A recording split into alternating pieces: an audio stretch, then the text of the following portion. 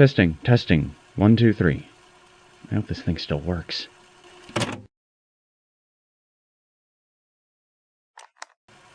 Testing, testing. 1, 2, 3. I hope this thing still... Okay. Where do I begin? I'd write all this down, but there's a reason why I'm a photographer and not... well...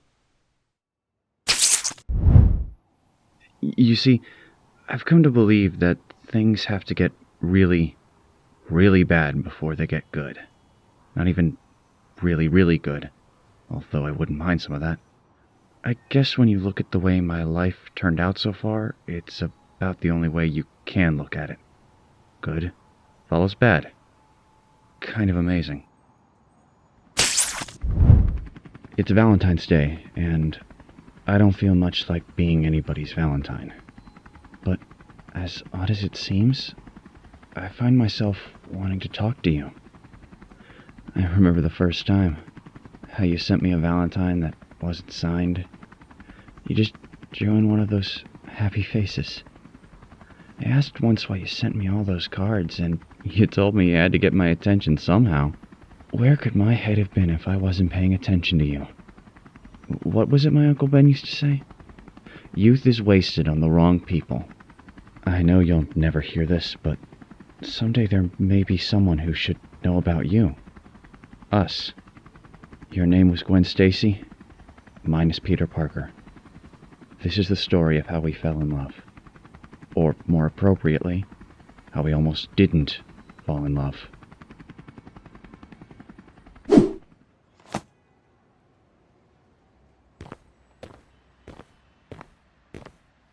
So, it's Valentine's Day, and there's a place I stop by once a year.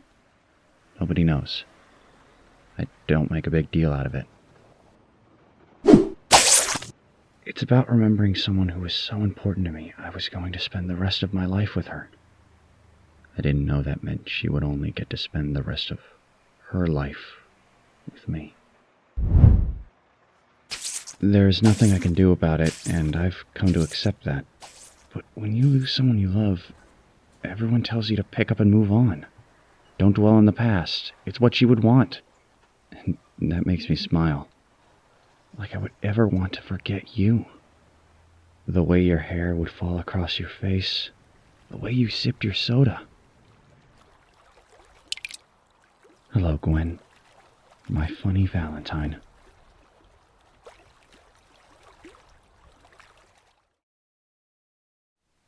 But like I said, before something good could happen, something really, really bad had to happen.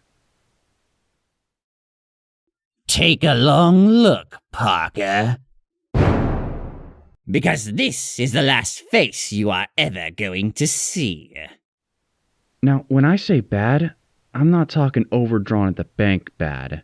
I'm talking supervillain, in this case it was the Green Goblin, knows your secret identity, has held you hostage, intends to kill you, and then everyone in your family, bad. Oh, and one last thing. The Goblin turned out to be the father of the guy who would be my best friend. My best friend's father. Starting to see how this bad-good thing works?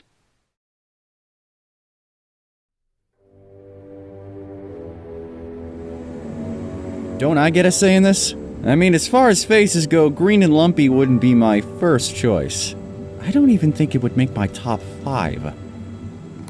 What's the matter, Norman? Don't want me to see your pearly whites before I go through the pearly gates? You think I'm afraid to face you? Me?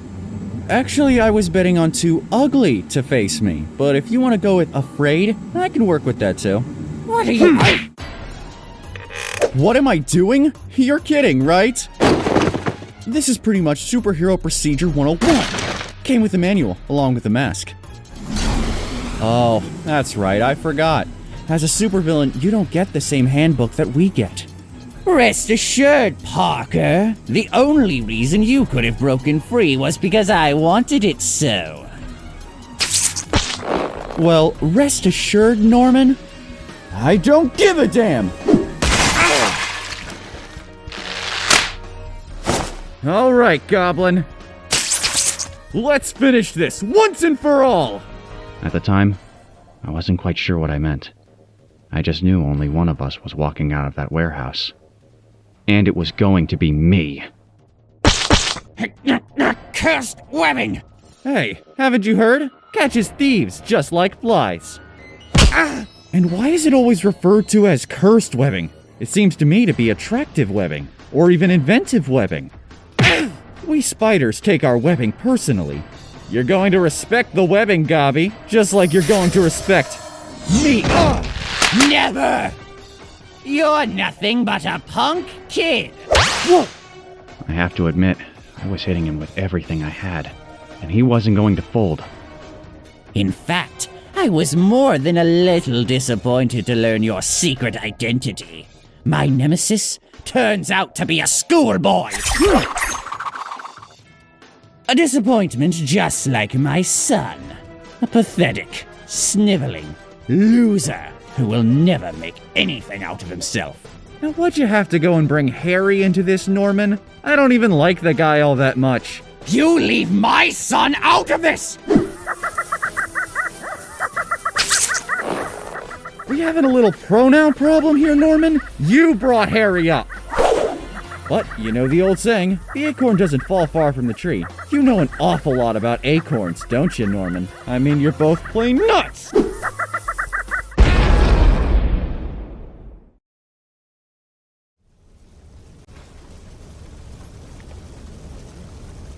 At first, I thought he was dead. And I'm ashamed to say, Gwen, in that moment, I was relieved. It could have ended right there. All my worries gone. And maybe you would still be. Come on, Norman. Nap time is over. Hope you got room for milk, cookies, and another punch in the face. Can't breathe. It should have been so easy. If I just left him there. The smoke, the fire. By the time anyone found him.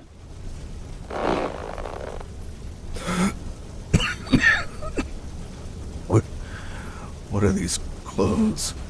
I have to get home. Harry will be worried. I wanted to tell myself he was lying. He was faking his memory loss. But there was something in his voice. His concern about Harry. It reminded me of Aunt May. I didn't need to have my spider sense to know he was being genuine. New York City Fire Department! Is anyone in there?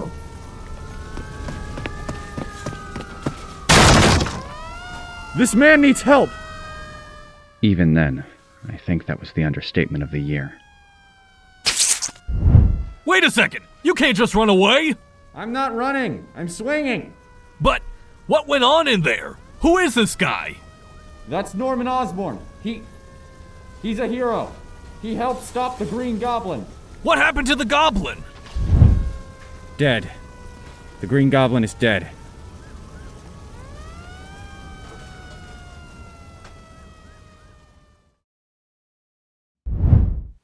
I took the photographs to Mr. Jameson over at the Daily Bugle. We had played this scene a dozen times, and even then I knew we would do it 100 more. We still do.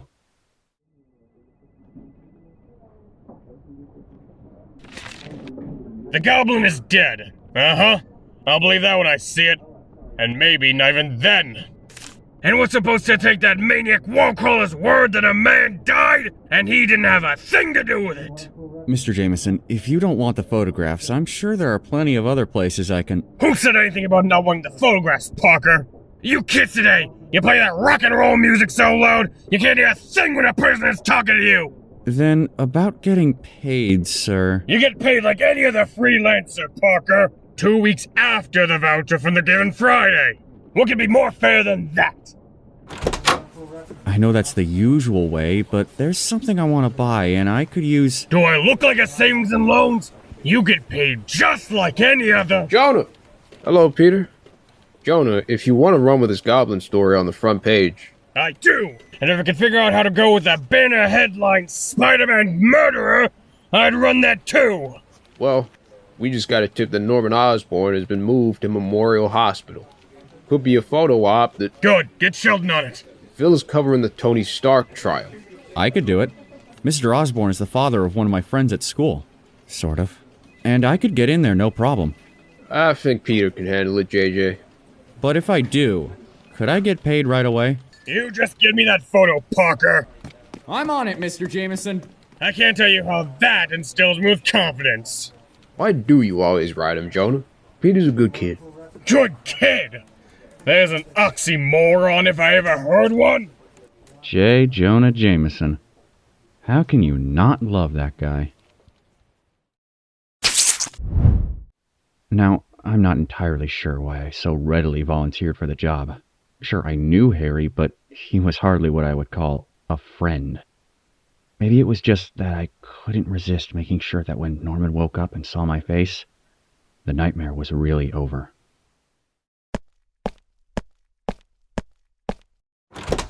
Harry?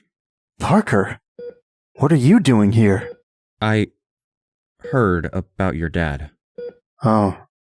The doctors tell me I almost lost him. He can't remember anything that happened. Even how we got here. I'm going to have to take care of him for a while. Guess this is what they mean when they say the son becomes the father and the father becomes the son. You'll work it out, Harry. I can only tell you that growing up without a dad, anything you've got to do is worth it. Hey, I should probably let you guys be alone. Give your dad some time to rest. I didn't know, or I guess I forgot, you don't have... Parents? I'm pretty much used to it. Aunt May is about as close to being a mom as... She's great. Listen, I know we don't hang around much, but coming here, that means a lot, Pete. No sweat. What are friends for?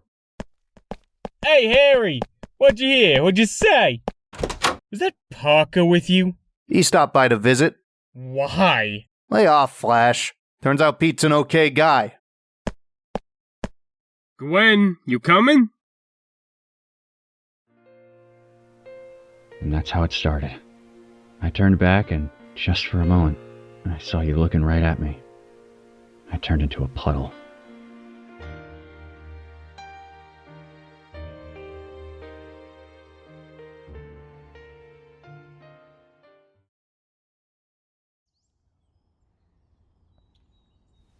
No matter what else was happening, I knew I could always come home. Aunt May has a way of making sense of things when nothing else can. Remarkably, she still does. A motorcycle? I don't know, Peter. Those things can be so dangerous. I'd be careful, Aunt May. You know that. Only, it doesn't matter. I don't have the money, and the guy at the store says he can't hold it much longer. I never told you, but your Uncle Ben drove a motorcycle when we first met. The leather jacket, his hair all back. He was so handsome. Ben and I always knew someday you'd want a car. Not a new one, but something to get you around. But if this money we saved goes towards a motorcycle, and that makes you happy, I'm sure Ben won't mind us bending the rules a bit.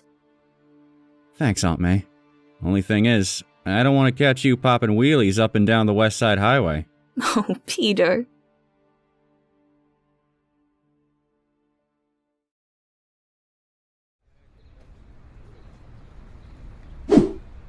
I'll never know how my Uncle Ben knew that Aunt May was the only one for him. But she was, is, and always will be, one in a million. Motorcycles are like women, son. You've been coming in here for months, and between you and me, you won't know if you like her until you take her out for a spin. No, I know that. It's just... I'd gone up against the Green Goblin, Dr. Doom, and the Rhino. But making this decision, spending that much money, and then, maybe by chance, or maybe God has a sense of humor and we're all part of the joke, the gang walked by out front, and you were laughing. Not at me. I don't even know what it was about. But just seeing you happy? I'll take it. Maybe popularity isn't something with two wheels you can buy at a store. But right about then, it sure felt like it. So, we all meeting over at the Silver Spoon? Say, what's with you, dollface? I don't know. Can't we find someplace new? Whoa, whoa! Hey, watch it, jerk! Nice wheels, Pete. Thanks, Harry. Anybody want a ride? Sure you don't need training wheels for that thing, Parker? Is it fast? Not too fast. I like it fast.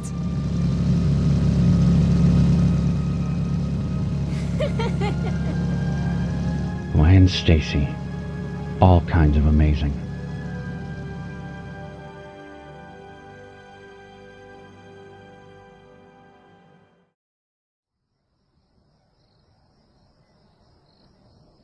Right about then, I couldn't imagine my life getting any better.